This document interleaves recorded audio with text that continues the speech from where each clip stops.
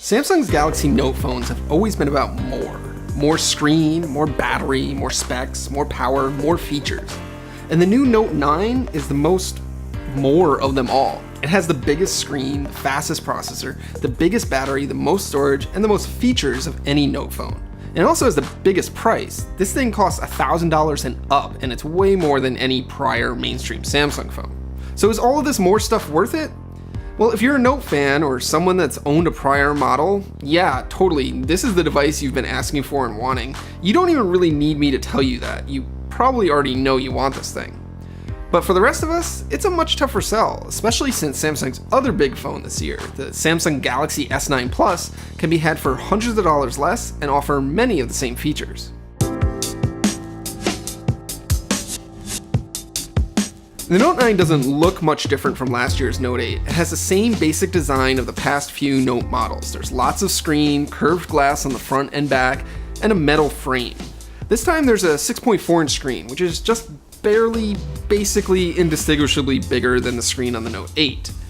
But in a cool twist, the Note 9 isn't really bigger as a phone. It's still the same size as the Note 8, though it's still a massive phone. And then the other thing is, Samsung moved the fingerprint scanner on the back to a much easier position to reach, so it is easier to hold. Now, I don't really have much to say about the Note 9's display. It's just like the S9 Plus. It's a big, bright, colorful OLED screen that's about the best you can get in the smartphone world right now. And if you hate the trend of notches that cut into the screen, the Note 9's 18:9 panel has no notch whatsoever.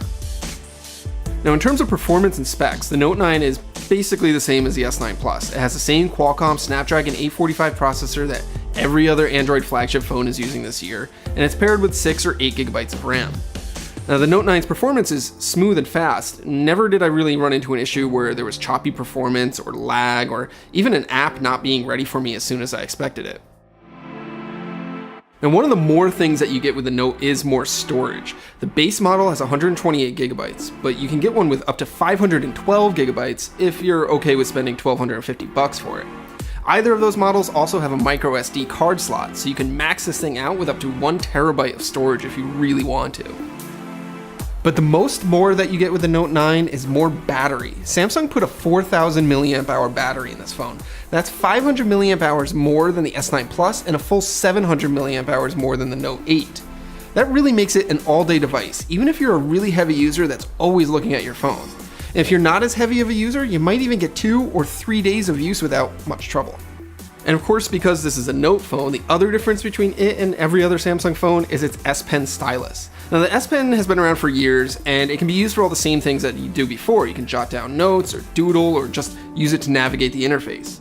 But this year, it's got a couple more tricks. It has Bluetooth added to it, so you can use it as a wireless remote to snap photos, pause music, or page through a presentation. Now, personally, that really doesn't make the S Pen all that much more usable to me, but for you, you probably already know whether the S Pen is something you're interested in using at this point or not.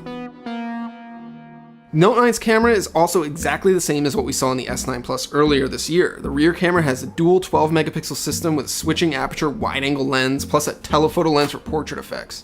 And then the front camera is 8 megapixels in autofocus. Now, the pictures that the Note 9 produces are therefore very similar to what you get from the S9. They're sharp and colorful, and low light performance is great. But they still look like Samsung photos, so they're going to be warmer and brighter than what you get from a Pixel or an iPhone. So if you didn't like the way that Samsung photos looked before, you probably won't like the Note 9's either. One thing that's new in the camera app is it's a bit smarter. It has an automatic scene optimization system that of course uses AI to determine what you're taking a picture of and then change the camera settings for the best results. There's like 20 different things it can recognize, and it's pretty neat to watch it do it. But if I'm really being honest, I didn't notice much of a difference between the optimized ones and the non-optimized ones. But one thing that is new and useful is it can tell if someone that you've taken a photo of has blinked or moved and the image is kind of ruined, and it will alert you to take that photo again. That's something that's actually useful when it shows up.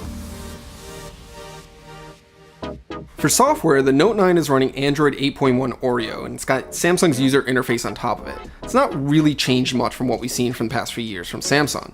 It looks fine, but the biggest issue is, and always has been, Samsung's insistence on duplicating a bunch of Google's apps with its own. There's 2 browsers, 2 email apps, 2 mobile payment apps, 2 gallery apps, 2 assistants, and so on. And then of course, Samsung's really bad with software updates. I have no idea when this is getting Android 9 Pie. And then there's Bixby, Samsung's universally panned virtual assistant, which has been updated with a new interface and some deeper integrations with third-party services. But it's still Bixby, which means that it's slow and more cumbersome to use than Google's Assistant. And of course, there's a dedicated button on the side of the Note 9 that can't be used for anything else.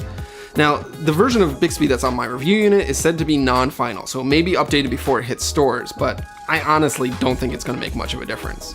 It's clear that Samsung's invested some time into this though, and Bixby's not going anywhere.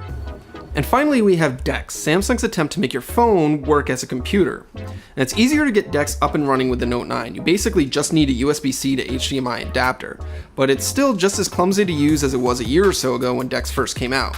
It's slow, it's limited, there's many apps that are still incompatible with it. And to really make this work, you need a keyboard, mouse, and display to do it all, which at that point, you might as well just use a laptop. So there's the Note 9. It's the most more phone from the line of phones that always gives you more than others. And it's really a great phone. There's very little to complain about here. And if you need more screen, more storage, and more battery life, you can't go wrong. So long as you're willing to spend more to get those things. But Samsung's own Galaxy S9 Plus offers a lot of the same features as the Note 9 for a lot less money, which means that you really have to want the most for the Note 9 to make sense. That's 500 milliamp hours more than the S9 Plus battery and a full 700 milliamp hours more than the Note 8s. That makes the Note 9 a real all-day device, even if you're a heavy user that's been listening to crickets all day long. This kept getting louder. They came in hot.